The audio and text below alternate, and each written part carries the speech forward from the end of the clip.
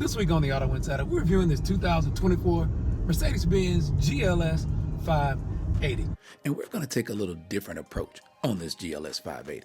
While we understand that most families aren't considering a full-size, six-figure SUV as their daily driver, we're going to make the case, though, why this ultra-luxury SUV could actually do wonders for your daily commute, as well as getting those little ones from all their activities. Now, this is a 8-passenger full-size SUV. You can opt for a 7-passenger with the 2 captain's chairs on the second row. But these days, we're looking for as much room as we can possibly get. Why not go for the bench? This GLS is available in 4 different configurations. One is the GLS450. It has the inline 6. Or you can get this in the V8 in the GLS580. Or you can opt for the GLS63. That's the AMG version, and it's the performance full-size luxury SUV. Or you can go to the Maybach, and it'll have a different badge and a couple of extra luxury options on the interior. I've heard the GLS described as the S-Class of SUVs. And while many people think about the G-Wagon as the premier SUV for Mercedes, I like to think of the GLS580 as the premier. It has 3 rows of seats, and it's a lot more refined than the G-Wagon. Sure, it doesn't have those looks like the G-Wagon does, but don't be mistaken. That doesn't mean this isn't a beautiful vehicle. The lines, the wider rear end, the new LED taillights, the new LED headlights, and the new air intakes in the front facing all make this revised GLS a little bit nicer than the 23 version. All the seats are leather except for the sides. Those are still MB text. One might think driving a 7 or 8 passenger full-size SUV would be cumbersome and maybe hard to drive and navigate. This GLS is anything but. It's obvious that the Germans still build their vehicles for speed and performance, because as large as this vehicle is, even in comfort mode, it still holds the road well and gives you confidence while driving around. And while this GLS is perfectly fine for performance or luxury driving in the comfort mode, you do have an option of off-road, sport, and individual, where the driver can choose which features you want to highlight for the drive mode. And speaking of settings, both front seat passengers have 3 settings that you can save for your seat, from lumbar to side bolsters, and whether they want a massage or not. While we're on the topic of massages, even your second row passengers have an option in this GLS for a massage. They can control it from that little pad back there in the back. There's an Android operated tablet that allows the second row passengers to control things like lighting, heating and AC, and radio. But if you're the owner and the driver, you can always take control again, hear from this huge infotainment system, and lock them out so they can't make changes. Access to that third row is relatively simple, though time consuming. It's a power operation, so as long as you're not in a hurry, it's great.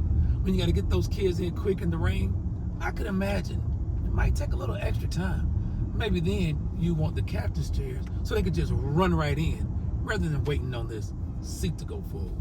And while I'm looking for ways to find fault with this GLS, because there's really not many faults in here at all, the second row lacks cup holders. Now, there are pockets in both rear doors to allow drinks to be put away, but if you have 3 people across that second row, there's no place for them to put their drinks for road trips. Maybe GLS owners fly everywhere they go. And speaking of children's activities, sporting, dirty, stinky baseball bags, lucky for you, there is a Mercedes perfume sprayer built right into the HVAC system. It's right there in the glove box, and you can set how often you would like to have the cabin refreshed. There's also an ionization option in here that actually cleans particles, dust, and biohazards out of the cabin. Keeps it really fresh and crisp in here. Smells good too. Mercedes has also added a mild hybrid system to the drivetrain. I won't be too specific because I'm not really mechanically inclined. However, there's a generator set up in here that allows for, during your stop and go feature, it turns the engine off, and when it turns back on, there's very little change. So this mild hybrid system, I guess it's there to give you a little better fuel economy, but when we're talking about 16 to 18 miles per gallon, you're not gonna see a lot. The biggest benefit of this mild hybrid system is the additional horsepower. Not that this V8 really needed it, but it's great to know that you have it. 0 to 60s feel great in this vehicle.